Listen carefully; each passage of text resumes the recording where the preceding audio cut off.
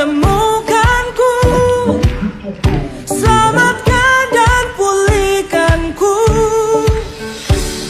Ku naikkan syukurku, ku tak akan berhenti memuji, meninggikan nama-Mu selalu, menari, memuliakan-Mu.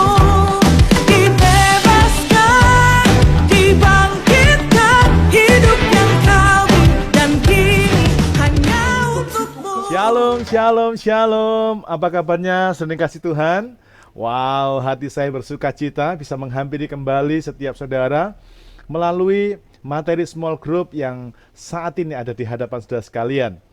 Doa saya setiap Anda hari ini dalam keadaan baik, dalam keadaan sehat, tentunya Anda semuanya dalam berkat Tuhan yang luar biasa. Amin.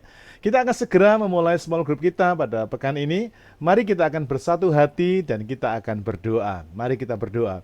Terima kasih Tuhan buat kesempatan yang luar biasa hari ini. Kami boleh ada di small group ini, dan sebentar kami akan bersama-sama merenungkan satu bagian dari firman-Mu. Doa hamba kiranya setiap firman yang sebentar akan disampaikan menjadi satu kekuatan baru sebagai dasar kehidupan yang membuat hidup kami akan menjadi semakin serupa dengan Tuhan.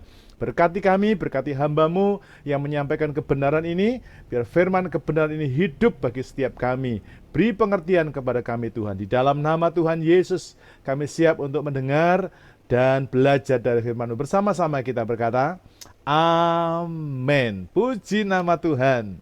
Jadi kasih Tuhan, untuk materi small group kita hari ini mengambil sebuah tema, yaitu fokus kepada kemuliaan kekal. Hari ini kita masih berada dalam pelajaran seri kita tentang hidup karena percaya. Kita sebelumnya sudah belajar tentang bagaimana orang yang hidup karena percaya itu hidupnya mempercayai perkataan Tuhan. Yang kedua, kita sudah belajar di minggu yang lalu, yaitu bahwa orang yang hidup karena percaya itu mempercayai bahwa janji-janji Tuhan itu benar adanya. Nah, untuk pekan ini kita akan belajar bersama-sama bahwa orang yang hidupnya percaya kepada Tuhan, hidup karena percaya bukan karena melihat, itu artinya adalah mereka atau kita semuanya fokus kepada kemuliaan kekal. Nah, hari ini kita akan berbicara tentang kemuliaan. Mari sama-sama katakan kemuliaan. 2, 3, kemuliaan. Ya, saudara, ada dua macam kemuliaan yang harus kita pilih sepanjang kehidupan ini. Karena kita harus tahu bahwa ada dua kemuliaan. Yang pertama kemuliaan duniawi, dan yang kedua adalah kemuliaan surgawi. Kemuliaan duniawi adalah sebuah kemuliaan yang Anda dapatkan, Anda alami di dunia ini. Mungkin Anda diangkat menjadi seorang pejabat penting. Mungkin Anda bisa meraih sebuah kekayaan tertentu di atas muka bumi ini. Mungkin Anda berhasil mencapai sebuah pencapaian tertentu, dan itu disebut sebagai kemuliaan duniawi. Tetapi ada satu kemuliaan yang lain yang disebut dengan kemuliaan surgawi. Ada sebuah kemuliaan yang sangat berbeda dengan kemuliaan yang ada di muka bumi ini. Mungkin orang ini nggak mendapatkan kemuliaan di dunia, tetapi dalam kemuliaan surgawi, dia bahkan punya kemuliaan jauh lebih besar dibandingkan dengan orang-orang yang sudah mendapatkan kemuliaan duniawi ini. Perlu kita ketahui bahwa masing-masing kemuliaan ini berbeda prosesnya satu dengan yang lain. Karena prosesnya berbeda, tentu nilai kemuliaannya, besar kemuliaannya, itu juga berbeda sekali. Oleh karena itu, mari kita sama-sama akan belajar lewat firman Tuhan. Nah, kita belajar dari 1 Korintus pasal yang ke-15, ayat yang ke-35 sampai dengan ayat yang ke-58. 1 Korintus 15, ayat yang ke-35 sampai 38. Kali ini kita tidak baca semuanya, tetapi kita akan belajar setahap demi setahap. Ya, dari apa dasar firman Tuhannya, mengapa saudara dan saya itu harus fokus kepada kemuliaan surgawi. Yang pertama, mari kita membaca bersama-sama di dalam ayat yang ke-35 sampai dengan ayat yang ke-36. 1 Korintus 15 ayat 35 sampai dengan ayat yang ke-36. Mari sama-sama kita membaca yang ada di layar ini. 2, 3. Tetapi mungkin ada orang yang bertanya, bagaimanakah orang mati dibangkitkan? Dan dengan tubuh apakah mereka akan datang kembali? Hai orang bodoh, apa yang kau sendiri taburkan tidak akan tumbuh dan hidup kalau ia tidak mati dahulu. Nah, yang pertama saudara, mengapa kita mesti fokus kepada kemuliaan kekal? Karena yang pertama, Alkitab berkata, akan ada kebangkitan tubuh sorgawi bagi orang yang telah mematikan sifat-sifat dagingnya. Saudara, ternyata inilah alasannya mengapa harus ada kematian tubuh. Ya, kenapa kok kita ini nggak selama-lamanya saja tinggal di dalam tubuh ini? Tapi mengapa kita mesti mengalami kematian tubuh? Karena Alkitab berkata akan ada kebangkitan tubuh. Dari tubuh jasmani, ya, ini dikuburkan, ini mati, supaya bangkit namanya tubuh sorgawi. Artinya, Alkitab itu mengatakan, bagi orang yang telah berjuang keras selama hidup di muka bumi ini, dia mematikan dagingnya, sifat-sifat dagingnya, maka Anda dan saya akan menerima tubuh kekal, tubuh sorgawi. Tapi ada syaratnya, asal kita rela mematikan daging. Ada syaratnya, asal kita rela hidup oleh roh. Hidup menuruti kehendaknya roh. Dan kita memilih melakukan perbuatan roh, bukan perbuatan daging. 2 Timotius pasal 2 ayat 21 berkata, jika seorang menyucikan dirinya dari hal-hal yang jahat, ia akan menjadi perabot rumah untuk maksud yang mulia. Ia dikuduskan, dipandang layak untuk dipakai tuannya, dan disediakan setiap pekerjaan yang mulia.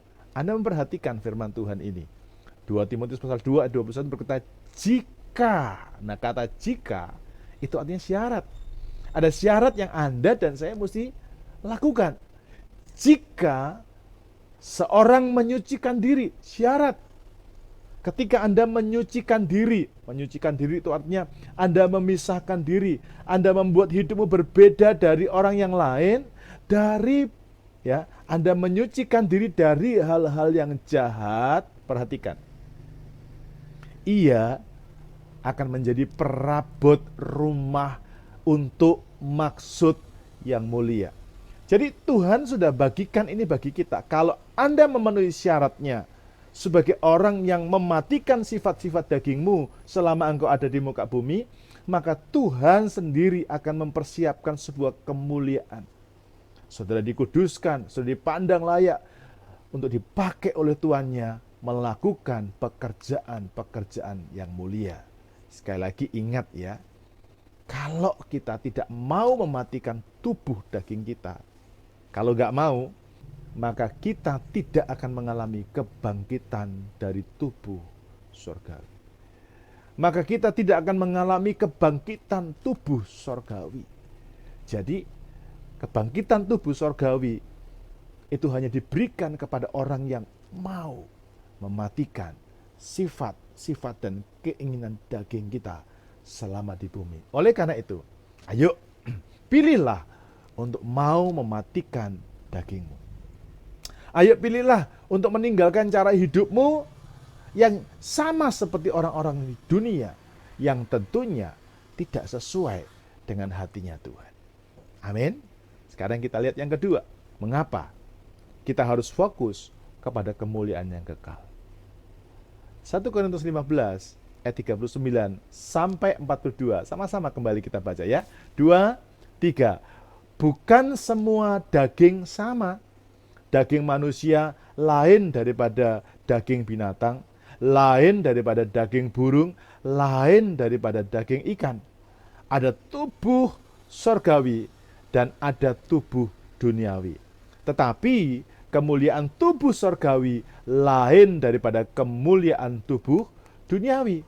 Kemuliaan matahari lain daripada kemuliaan bulan, dan kemuliaan bulan lain daripada kemuliaan bintang-bintang. Dan kemuliaan bintang yang satu berbeda dengan kemuliaan bintang yang lain. Demikianlah pula halnya dengan kebangkitan orang mati. Ditaburkan dalam kebinasaan, dibangkitkan dalam ketidakbinasaan. Yang kedua, alasan mengapa kita mesti fokus kepada kemuliaan kekal. Yang kedua, karena Alkitab berkata bahwa kita akan menerima kemuliaan yang tidak dapat binasa. Saudara ini kasih Tuhan, kita harus fokus kepada kemuliaan kekal. Karena begini, karena saudara dan saya itu dirancang untuk saudara menerima kemuliaan yang tidak dapat binasa. Jadi saudaraku, kemuliaan duniawi itu kemuliaan yang bisa binasa sementara. Sekarang Anda diangkat menjadi pejabat. Sekarang Anda punya harta yang kaya. Sekarang Anda punya rumah yang mewah. Sekarang Anda punya rumah yang banyak. Sekarang Anda punya apa saja fasilitas yang begitu besar. Tapi saudara tahu bahwa itu dapat binasa. Dalam sekejap bisa habis. Kemarin saya mendengar sebuah berita di medsos. Rabah itu rabah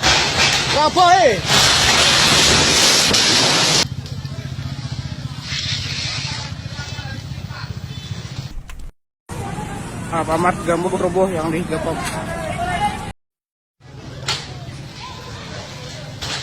Rabah itu rabah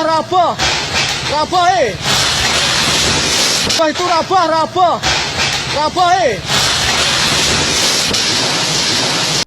Ada sebuah bangunan, 2 lantai, ruko, 2 pintu, 2 lantai. Dalam waktu sekejap, hitungan detik, itu rubuh rata dengan tanah. Pertanyaan saya, berapa lama yang punya itu mengumpulkan uang untuk bisa bangun tempat itu? Yang kedua, berapa lama para tukang itu harus merancang dan membangun gedung itu? Pertanyaannya, berapa lama dia bisa hancur dan habis? Hanya sekejap. Itu artinya semua yang ada di dunia ini adalah termasuk sebagai bagian dari sesuatu yang dapat binasa. Nah, kalau Anda mengejar kemuliaan yang ada di dunia, saudara, itu kemuliaan yang dapat binasa. Itu kemuliaan yang bisa habis. Amin. Pangkatmu bisa habis, duitmu bisa habis, posisimu bisa habis, umurmu juga bisa habis. Oleh karena itu, mari kita fokus kepada kemuliaan kekal. Kenapa? Karena kemuliaan kekal itu adalah kemuliaan yang tidak binasa. Kita akan menerima kemuliaan yang tidak binasa. Oleh karena itu, dari firman Tuhan yang kita baca, kita dapat belajar sesuatu bahwa ada perbedaan antara kemuliaan orang yang mematikan daging dan orang yang tidak mau mematikan daging. Dalam 1 Korintus 15 ayat yang ke-39 ini dikatakan, bukan semua daging itu sama. Ya, daging manusia lain daripada daging binatang, lain juga daripada daging burung, lain daripada daging ikan. Ya, daging kita saja itu beda. Ya. Dan Alkitab juga menjelaskan ada tubuh sorgawi, tapi ada tubuh duniawi. Tetapi kemuliaan tubuh sorgawi itu lain daripada kemuliaan tubuh duniawi. Jadi artinya begini, siapa yang mau mematikan dagingnya pasti akan menerima kemuliaan sorgawi. Dia akan menerima tubuh yang tidak dapat binasa. Amin. Ayat 42 berkata, demikianlah pula halnya dengan kebangkitan orang mati. Ditaburkan dalam kebinasaan, dibangkitkan dalam ketidakbinasaan. Mungkin saudara, ketika saudara menjaga hatimu, ya, bahasanya Alkitab itu Anda sedang menabur, Anda sedang menguburkan benih yang akan Anda tuai nanti di dalam ketidakbinasaan. Jadi kalau Anda memutuskan untuk jaga hatimu, tidak emosi, tidak marah, kalau Anda menjaga hatimu tidak menuruti keinginan daging, kalau Anda mau menjaga hatimu untuk saudara tetap hidup melakukan firman, hidup dalam doa, hidup melekat dengan Tuhan, Anda sedang mengejar, Anda sedang menabur, yaitu perkara-perkara yang tidak binasa. Nah, Orang yang berbuat demikian, dia akan menerima kemuliaan surgawi. Orang yang mematikan daging, Alkitab tadi berkata, itu artinya sama seperti orang yang menabur ketidakbinasaan. Jadi kan Anda mulai menabur ketidakbinasaan, pasti Anda akan menerima kemuliaan kekal. Tapi kalau sudah setiap hari Anda melakukan yang jahat, Anda melakukan yang dosa, maka itu artinya Anda menabur kejahatan, Anda menabur dosa, dan Anda sedang menabur kebinasaan. Oleh karena itu, mari bersama-sama dengan saya, pilihlah untuk kita mau mematikan daging kita. Amin. Ayo pilihlah untuk menabur dan untuk menerima kemuliaan yang tidak binasa. Mulai belajar menabur perkara-perkara yang tidak binasa. Mulai belajar menguburkan daging kita. Amin. Kuburkan, matikan. Supaya apa? Supaya engkau bisa menerima kemuliaan yang tidak dapat binasa. Sekarang yang ketiga, mengapa kita fokus kepada kemuliaan kekal? Kita baca kembali 1 Korintus 15 ayat 49. Firman Tuhan berkata, sama seperti kita telah memakai rupa dari yang alamiah, demikian pula kita akan memakai rupa dari yang sorgawi. Saudara-saudara, ayat yang ke-50, inilah yang hendak kukatakan kepadamu, yaitu bahwa daging dan darah tidak mendapat bagian dalam kerajaan Allah, dan bahwa yang binasa tidak mendapat bagian dalam apa yang tidak binasa. Yang ketiga, alasan mengapa kita mesti fokus pada kemuliaan kekal itu karena begini. Alkitab berkata, kita akan memakai rupa sorgawi. Tapi awas, jebakan maut. Sekali lagi, kita akan menerima rupa sorgawi. Tapi awas, ada jebakan maut. Rancangan Tuhan atas hidup kita ini adalah, saudara dan saya itu dirancang untuk memakai rupa surgawi. Jadi rupa jasmani kita nggak kita pakai di dalam kekekalan. Wow, nanti kalau kita ketemu di surga, kaget. Saya akan melihat saya lebih tampan, saya lebih ganteng dari yang sekarang. Amin, karena pakai rupa surgawi. Bahkan mungkin teman yang ada di sebelah kanan Anda akan lebih cantik rupanya dibandingkan waktu ada di bumi. Saya melihat di bumi ini karena dosa, karena kejahatan, maka wajah kita ini menjadi wajah dunia. Wajah yang betul-betul hancur karena dunia. Ya, tapi kelak kita akan mengenakan rupa surgawi. Katakan sama-sama, saya kelak akan memakai rupa surgawi. 2, 3, saya kelak akan memakai rupa surgawi. Tapi saudaraku, ada syaratnya. Apa syaratnya? Mematikan perbuatan daging. Nah, Anda juga mesti waspada. Dalam perjalanan hidup kita menuju kita memakai rupa surgawi, itu ada jebakan maut. Jemaat yang dikasih Tuhan, jebakan maut itu setiap hari berusaha untuk menunjukkan kepada Anda tentang kenikmatan dunia. Saya akan ditunjukkan dunia atau jebakan maut sedang mempromosikan sifat-sifat daging itu kayaknya lebih enak, ya, dan seolah-olah menawarkan kepada kita, ayo nikmati saja, dosa nggak ada yang lihat, nikmati aja. Itu tawaran dan itu jebakan. Sehingga akhirnya karena tiap hari Anda didengar, Anda diberitahu, dijebak, wah, akhirnya kita terjebak dan kita jatuh ke dalam dosa dan maut. Sebagai contoh, kalau Anda sekarang tiap hari buka di media sosial, Anda buka di Facebook, Anda buka di Instagram, di mana-mana, Anda akan menemukan ada tawaran-tawaran. Tawaran untuk beli produk, tawaran apapun ada di sana. Bahkan tadi pagi, sementara saya sedang mempersiapkan materi ini, dalam perjalanan saya melihat ada sebuah iklan kecil yang juga sering saya baca di media sosial. Apa itu intinya? Ayo, tinggi badan bertambah 10 cm, 15 cm, dijamin. Beli obatnya, dijamin. Wah, lo promosi. Waktu saya baca itu, tiba-tiba Roh Kudus berkata begini, kira-kira lo ya, itu nambahnya pakai apa? Ya, kira-kira orang bisa tambah tinggi badan pakai apa? Karena tidak alamiah, karena tidak biasa. Ya, itu adalah penambahan yang di luar kebiasaan. Bukan karena faktor kesehatan, tapi pasti ada sesuatu. Pakai apa? Ya tentunya bisa pakai kuasa gelap. Ya, bisa pakai kuasa daripada si jahat. Tapi mereka berusaha mempromosikan tentang sifat-sifat dunia, sifat-sifat daging, dan itu menjebak setiap saudara, dan banyak orang sudah terjebak karena promonya sudah mulai canggih ada di Facebook. Orang sempat berpikir, wah kalau di Facebook nggak mungkin itu ada ilmu-ilmunya. Siapa bilang? Sering kami melihat dan kami menemui, justru sekarang kerajaan kegelapan pun mempromosikan kejahatannya, dikemas secara halus di media sosial. Sekali lagi, ya, Tuhan memanggil kita untuk kelak memakai rupa sorgawi. Tapi awas, ada jebakan maut yang dirancang oleh kuasa kegelapan. Ya, nah ketika Anda terjebak dalam promonya dunia dan si jahat, akibatnya Anda dan saya jadi cinta dunia.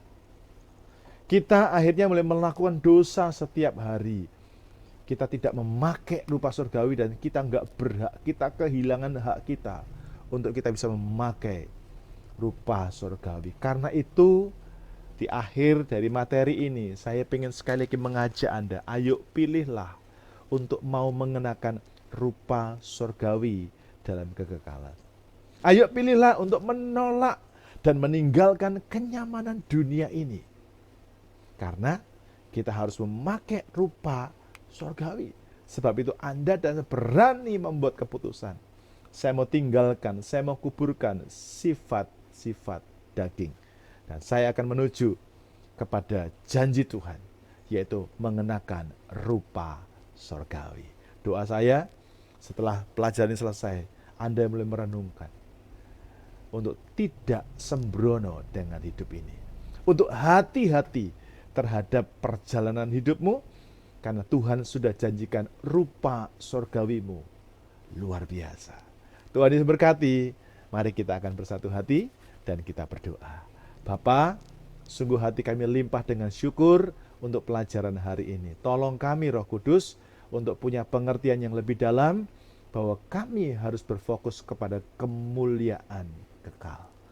Karena di sana kami menemukan rancangan Tuhan, jalan Tuhan, berkat Tuhan mengalir limpah di kehidupan kami. Sekarang kami akan masuk pada bagian sharing untuk membagikan berkat yang kami sudah terima hari ini. Tuhan memberkati kami dari awal hingga akhirnya. Dalam nama Tuhan Yesus, hamba berdoa dan mengucap syukur. Dan mari bersama-sama kita berkata, amin. Puji Tuhan, kita sekarang ada di bagian sharing kita. Untuk panduan sharing kita yang pertama adalah apa berkat yang sudah dapatkan dari materi hari ini. Mari silahkan Anda sharingkan. Ayo jangan malu-malu saudara, ya, bagikan supaya Anda bisa diberkati Tuhan. Yang kedua, apa komitmen Anda setelah Anda mendengar pelajaran ini?